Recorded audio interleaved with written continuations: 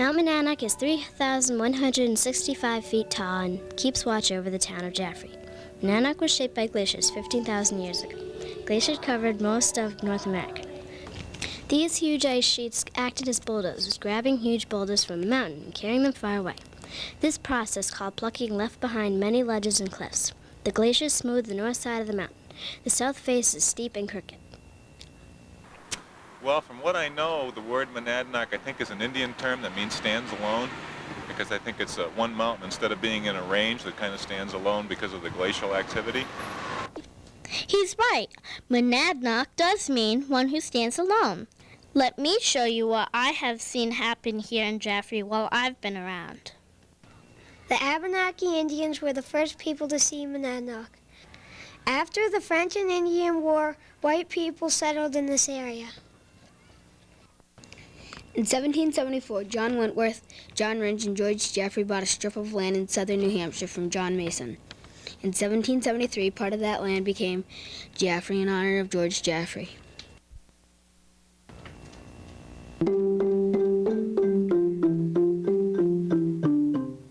The meeting house was completed in 1775 to be the town hall and church. Jaffrey was a farming town during 1773 to 1840. If Mount Monadnock could talk, what would it say about Jaffrey? Well, again, it would know all the history of Jaffrey, right from the very beginning in the glacial period and the Ice Age. But probably what it would say to us is, leave me alone. Let me be like I am. And fortunately, with very few things like the burning off of the top in colonial times, it's pretty much the same as it was. But there are always movements afoot to change it, and we've got to be ever vigilant about that. Back in the 1700s, there were a lot of farmers in Jaffrey, but everyone had a problem: wolves. The wolves ate the farmers' sheep and calves. The people tried to get rid of them by hunting and trapping them. They got rid of most of them, but not all of them. The last few were thought to be on the top of Monadnock. In 1810, a fire started on top of Monadnock. Some people think the fire started when the farmers were burning their fields and the fire spread up the mountain. Other people think lightning struck the top of the mountain. The fire lasted 1 week. When the fire ended, the wolves were gone and the mountain top was bare. I remember that day. It was real hot up here.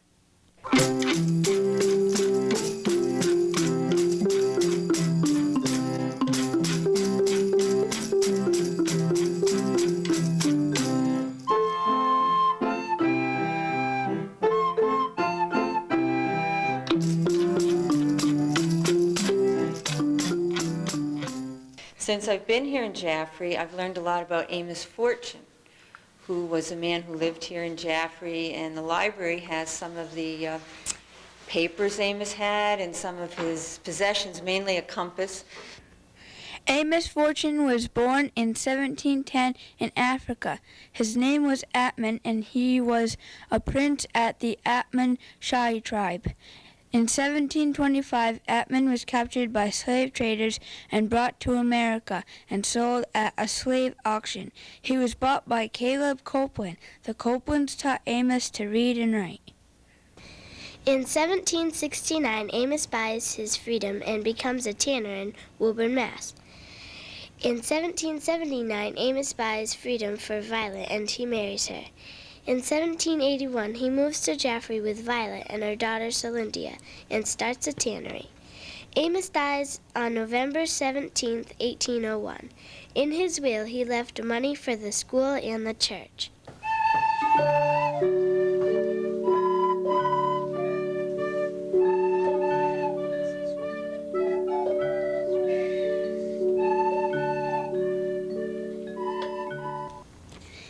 There is another famous person in Jaffrey's history. Her name is Hannah Davis.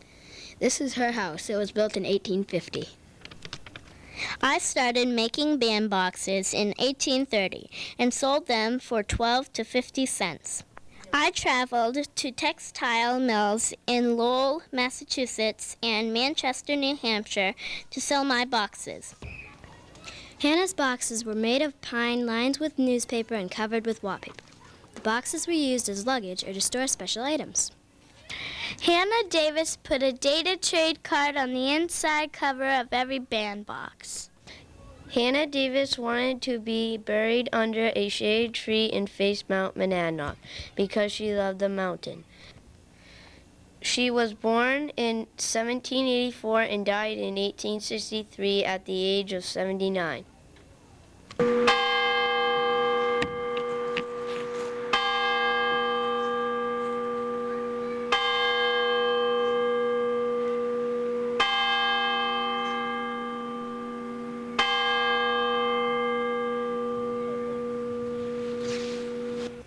In 1799, the third New Hampshire Turnpike was built to improve travel and trade. Textile mills were built along the Kentucky River.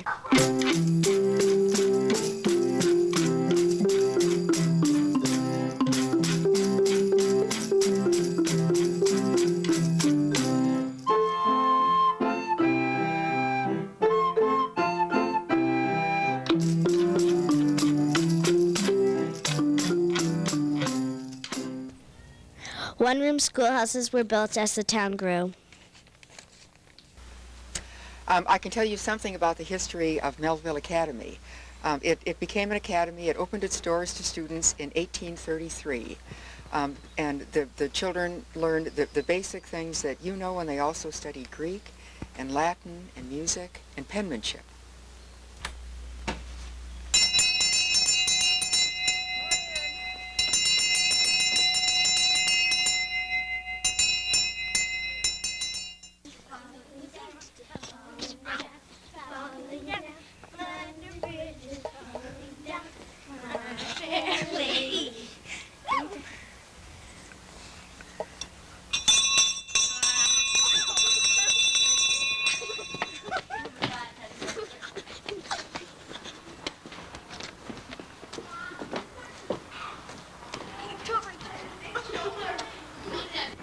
The Little Red Schoolhouse was built in 1822.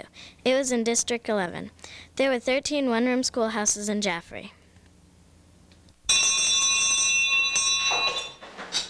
Master Dominic will receive 3 hits for fighting.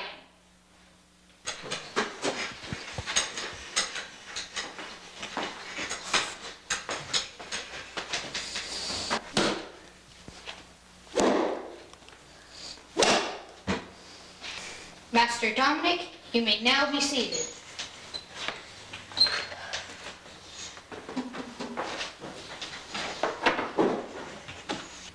All rise.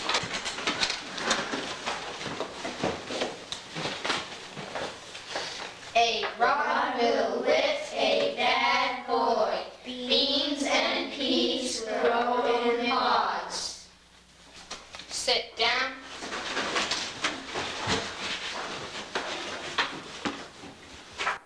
Kids back then had it tough in school. Now we are going to learn about the Dean murder, one of the most famous unsolved mysteries in the world. On Tuesday, August 13th, 1918, Dr. Dean left his home at Dean Farm and drove his buggy to the town of Jaffrey. We know Dr. Dean had arrived home because his groceries were found in the house. Mrs. Dean, his wife, said he went to milk the cows and never returned from the barn.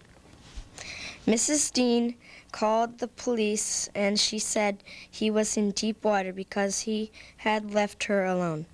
Mrs. Dean also marked the day on the calendar. A search was then made for Dr. Dean. They finally found him in a cistern on the farm. He was tied up and had a burlap bag over his head, and his body was weighed down with a rock. He also suffered a blow to the head. Many people became suspects. Mrs. Dean, Mr. Rich, who was a banker, Mr. Colfelt, who lived on the Dean's farm, and a group of local teenagers. People thought Mr. Colfelt was a German spy. People said that German spies signaled German boats in the Atlantic Ocean from the top of Mount Monadnock during World War I. But the strongest suspect was Mr. Rich, the banker. He had a black eye the day after the murder, and Mr. Rich's house was the last place Dr. Dean was seen going. The town held an inquest, but there was never enough evidence to bring Mr. Rich or anyone else to trial. The townspeople never found out who murdered Dr. Dean, and it is still a mystery today.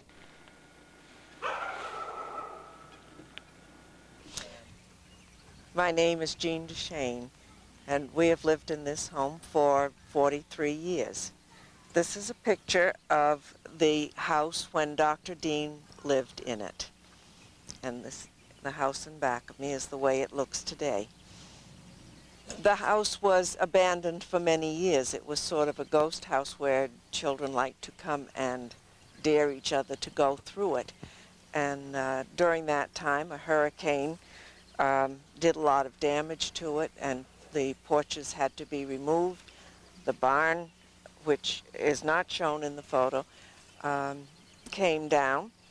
But these are some of the animals that Dr. Dean had when he lived here.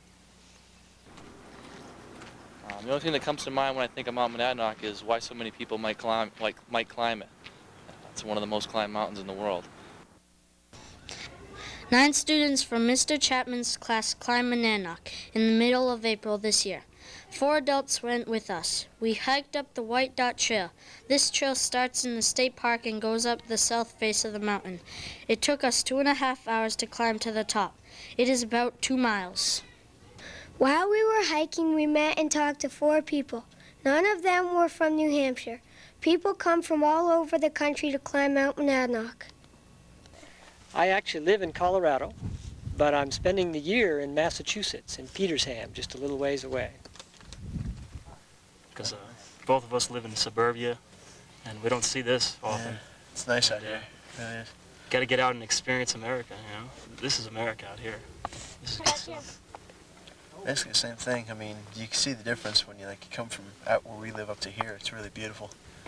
A lot of nice things to see around here. While we were climbing, we saw turkey vultures soaring over our heads. At the top, we saw names and dates carved into the rocks. It was windy up there.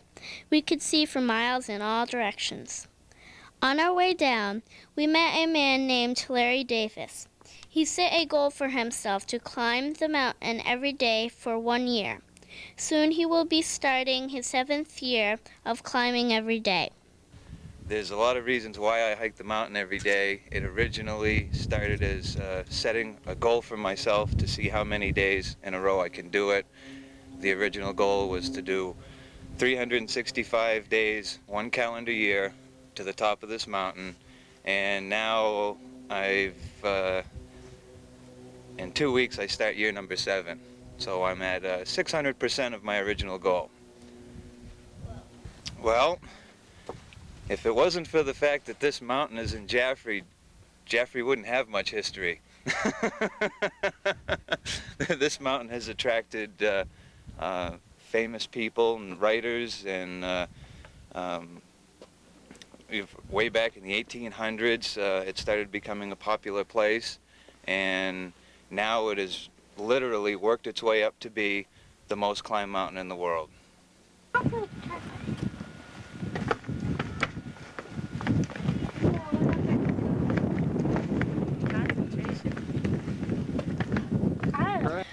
Well, that's some of the things I've seen happen in Jaffrey over the years.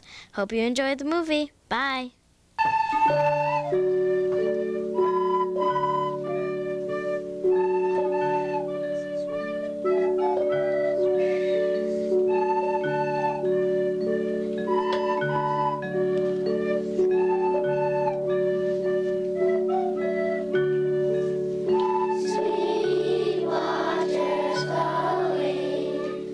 Sweet mountains, sweet meadows of my own, my